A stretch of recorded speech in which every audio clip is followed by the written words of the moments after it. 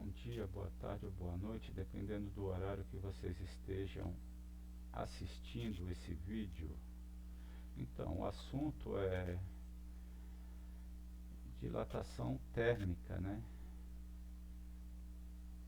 Esse é o nosso assunto. E vamos falar sobre alguns tipos de dilatação, que é a dilatação linear, superficial e volumétrica. Mas hoje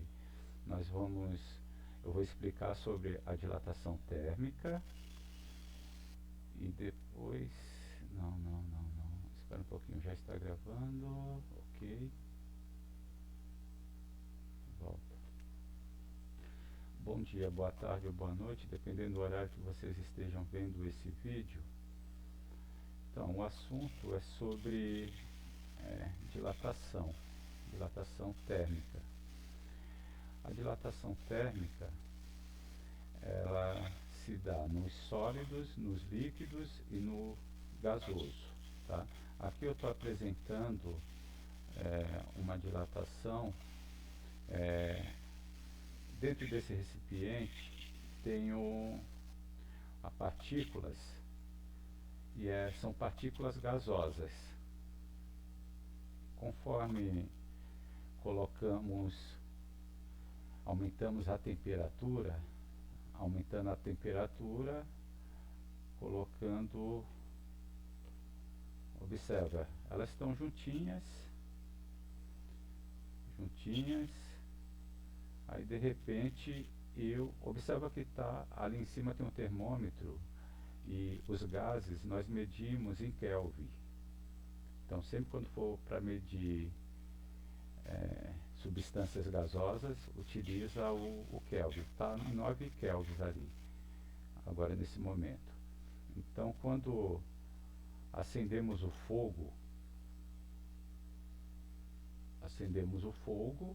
aí o que acontece?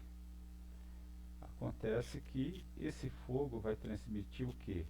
Vai transmitir uma energia em trânsito. Essa energia em trânsito é chamada de calor. Então, ao atingir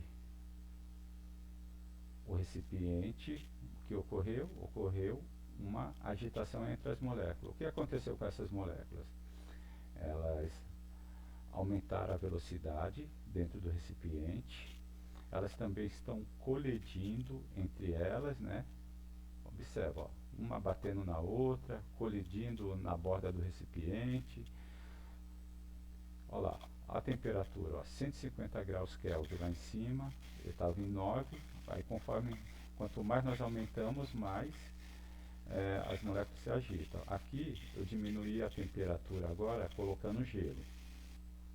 Observa a temperatura lá em cima está diminuindo.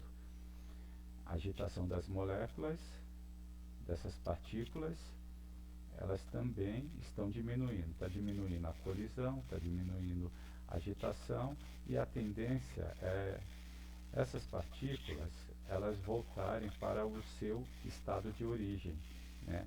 E elas vão se juntar, né?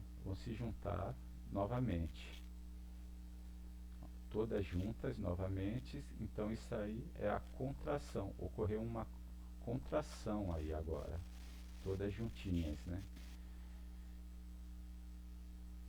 Observando, diminuiu ali para 1 grau. Aqui são moléculas da água. Então, água dentro do recipiente. Aí, suponhamos que aqui seja uma panela de pressão, por exemplo, né? Então, aquela parte ali tem um marcador de pressão ali, tá? Devido dentro da panela, ó, aumentando a temperatura da panela, o que acontece? Acontece a mesma coisa que aconteceu na explicação anterior. Está tendo o grau de agitação, tá certo? Elas estão batendo na borda ali da panela, a pressão está aumentando lá, estão se colidindo também, e a temperatura no interior da panela é maior, muito maior, por isso que os alimentos eles cozinham muito mais rápido, porque ali não tem fuga de nada. Agitação grande. Olha lá, pressão, aumenta a pressão, aumentando a temperatura, aumenta a pressão. Então vamos falar sobre dilatação linear.